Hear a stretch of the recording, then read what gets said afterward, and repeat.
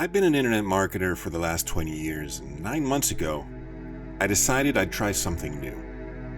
I've always been a big fan of YouTube. I spend a lot of time there, and I feel that videos are the ultimate communication medium. I heard Socrates disapproved of his students using books because they got in the way of memorization. Imagine what he'd say about videos. But I find it amazing how much information you can transmit with videos. A video can not only express your thoughts in words, but it can also convey more nuanced ideas with music and images. So I decided to make videos about things that interest me. In the beginning, I created 15-minute videos on topics I care about, like politics, social, psychological, and philosophical issues that I think are important. But one day, a friend of mine challenged me to explain aspects of my faith. And when you belong to a faith with a very old tradition, it becomes kind of difficult to transmit ideas through sound bites or simple citations. This friend of mine challenged me to explain the reasoning behind Marian doctrines. Now, I knew that no explanation would be persuasive enough to change somebody's mind about Mary, the Rosary, the doctrine of the Immaculate Conception, etc. But I thought, maybe I can start with a video. But I'd have to start from the beginning, all the way in the beginning. This inspired my Ancient Church Stories playlist. My first video was a teaser about the last man who knew the last man who knew Jesus in the flesh, which was Polycarp of Smyrna. I thought that if I could trace the tradition of the church back to Jesus and explore every step of the way, some aspects of my faith might become clearer. My first task was to organize the story into chapters and thoroughly research each topic. I've never been an apologist, but I realized my early Christian formation had taught me things that apparently most Christians didn't even know. So I had to delve into these topics and create a compelling story about them. Every video I make takes me at least a week of reading and research, and I'm often researching videos that I'll be making in the future, and so sometimes it just becomes a big blur in my head. I rely on a solid collection of books, including Eusebius's History of the Church, the writings of the early church fathers, and a couple of books that I'll try to mention later, but obviously the Old and the New Testament.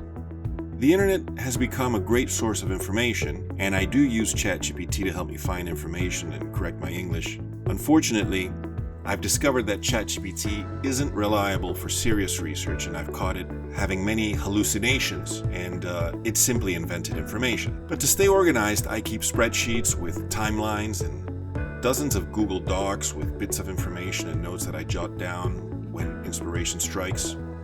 And once I have all these ideas organized in my head, I sit down to figure out how to express them. Then I write the narration script, usually in one sitting. I try to keep my scripts to 2 pages. That'll make sure that the video is under 10 minutes. The next step is recording the script using an app called Audacity. Over time, I've upgraded my microphone a few times, learning through trial and error and how to get everything just right. Audacity helps me fix the audio so it doesn't sound like I'm recording in a bathroom. After recording, I import the video into an app called DaVinci Resolve. It's a very powerful video editor, so I had to build a high-performance PC to handle it. With the voiceover in the timeline, I start adding the images and videos I envisioned when creating the story. I came up with the idea of using comic strips to tell the story. This approach allows me to include dialogue for characters and give the viewers a sense of what life may have been like for the early Christians.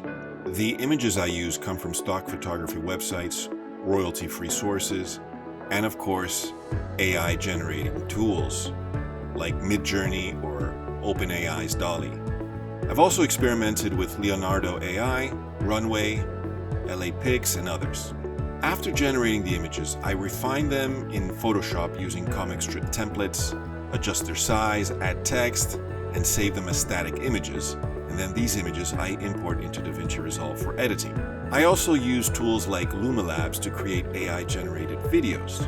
One aspect I enjoy is finding music that fits the theme of the video. I often use dramatic or cinematic style music to enhance the story's momentum.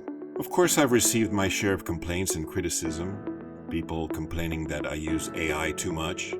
And one complaint said I should be using my own voice, which is ironic since that's the one thing in the videos that is really me. I actually took that as a compliment.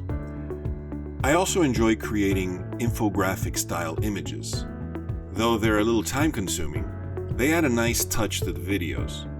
Learning how to use DaVinci Resolve has been a long process, and keeping up with the latest AI tools is almost impossible. So far, I've completed 18 episodes, and I can't say I'm thrilled with all of them, but I think I've made a few good ones.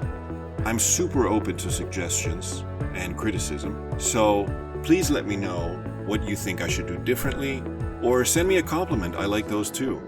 I feel like I'm doing some important work, so I really appreciate all the feedback. And if you really want to help me, subscribe to my channel, like my videos, and share them with your friends. And don't forget to comment. Thank you.